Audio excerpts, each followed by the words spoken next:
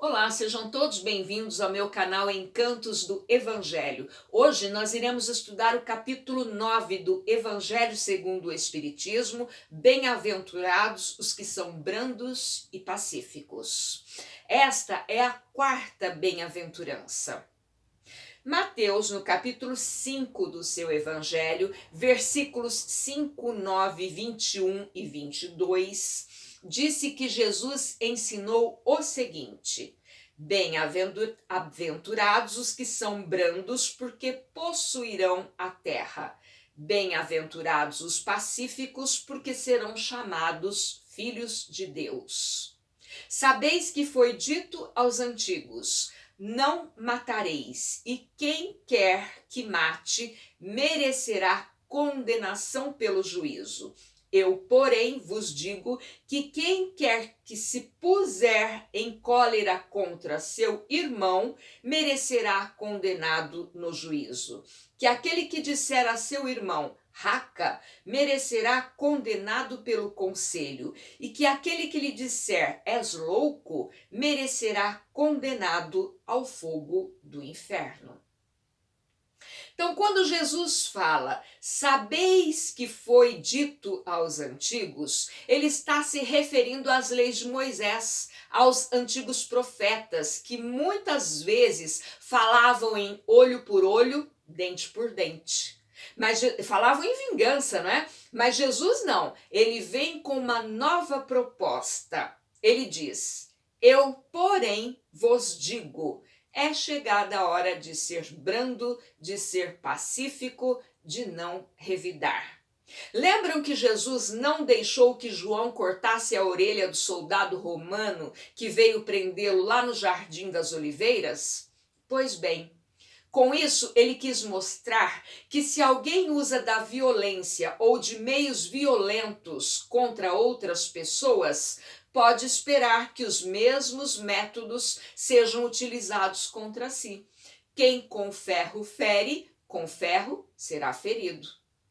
Então, quem são os brandos e pacíficos? São aqueles que reconhecem a necessidade de se espalhar a paz entre os homens, que reconhecem a necessidade de se espalhar a tranquilidade nos corações revoltados e violentos. Sendo brandos e pacíficos, estaremos cumprindo as recomendações do Mestre, contribuindo para que a paz se estabeleça e sendo merecedores de habitar a terra. Então, o que nós podemos tirar das máximas citadas? Máximas são regras de conduta, tá? Então, nós podemos entender que a paz no mundo só será garantida quando cada um de nós adotar por conduta a brandura e mansuetude, mantendo a paz dentro do nosso coração. Agora, o que será que é mansuetude? É ser capaz de eliminar do nosso comportamento toda atitude descortês para com o próximo. Sabem, entre os hebreus, a expressão raca era um termo desdenhoso que significava homem que não vale nada e se pronunciava cuspindo e virando a cabeça para o lado. Então, quando uma pessoa ofendia a outra, quando alguém falava, você é um homem que não vale nada, raca. Ou então, quando a pessoa falava, você é louco. Jesus não se agradava disso, porque nós temos que ser brandos e pacíficos até mesmo em nossas palavras. Toda palavra ofensiva exprime um sentimento contrário à lei de amor e caridade. Olha, nos tempos primitivos, quando um homem se via frente a frente com um animal feroz, ele se enchia de raiva, cólera, ira, e nesse acúmulo da raiva aumentava-se a produção da adrenalina, aumentando a força muscular necessária para se atacar aquela fera. Então a raiva, ela é um alerta, ela é uma sirene que diz perigo, perigo. Ela é importante porque faz com que todos os nossos sentidos fiquem alertas para nos proteger. Só que quando nós somos contrariados, quando nós temos o nosso orgulho ferido, a nossa vaidade se apresenta, o nosso orgulho aparece e atacamos. Por isso que a cólera acaba sendo uma atitude antifraterna, motivo pelo qual devemos ser afáveis e doces com as pessoas. O que isso quer dizer? No dicionário, afabilidade quer dizer aquele que é cortês, cordial nas suas relações. E doçura é é a qualidade daquele que é doce, é a meiguice, brandura, aquele que é amável, carinhoso. Essas duas atitudes manifestam em nós a benevolência. O que seria benevolência? É a boa vontade para com alguém, afeto, estima, amizade. Mas nós devemos tomar cuidado. São atitudes e palavras. Palavras ditas em vão, não. Só as palavras não valem. Elas têm o seu valor, desde que ditas de coração e acompanhadas de gestos que as justifiquem. Então, aquelas pessoas que só falam, que só prometem, falam, mas não cumprem, essas não. Então, devemos ter cuidado com essas pessoas, devemos tomar cuidado com aquelas pessoas que são boazinhas demais, cuidado com aquelas pessoas que falam manso, que falam uma coisa na frente, fazem outra por trás, tá? Porque o mundo está cheio de pessoas que têm nos lábios o sorriso e no coração o veneno.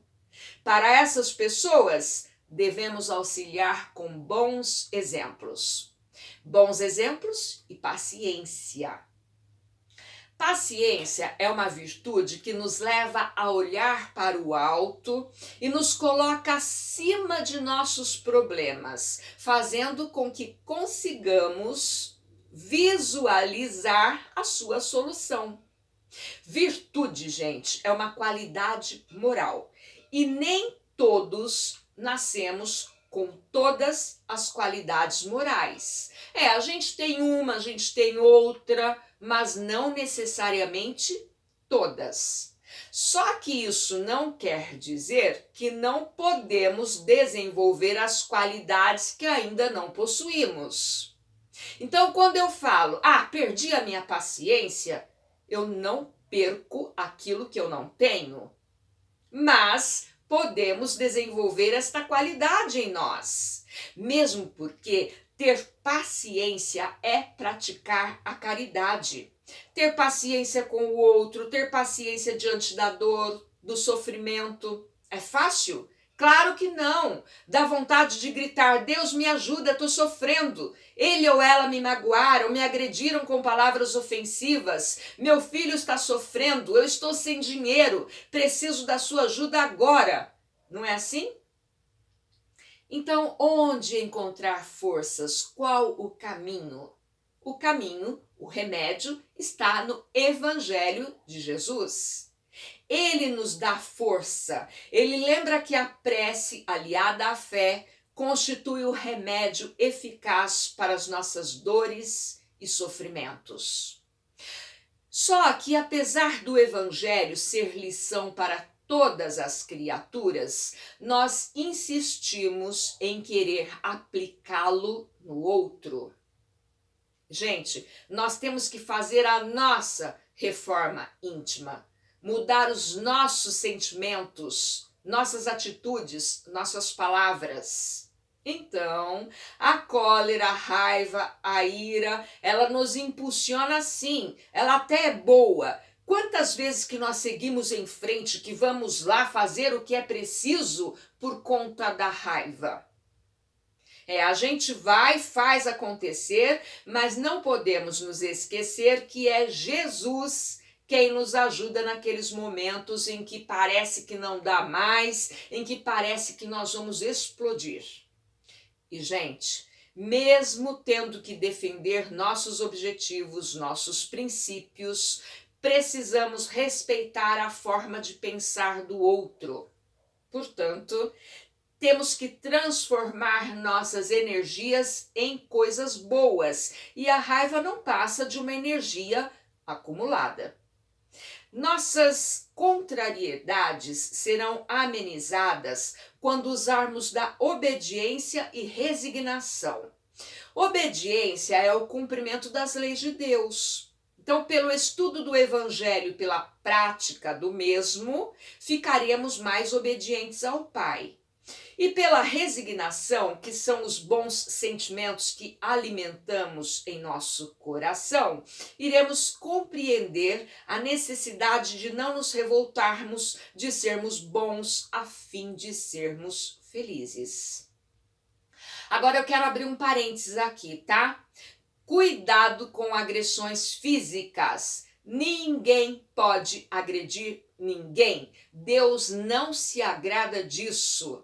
Então, no caso de agressões físicas, devemos fazer uma outra análise. Ser agredido, agredida ou deixar que nossos filhos sejam agredidos não requer paciência, requer atitude, coragem para se mudar de vida.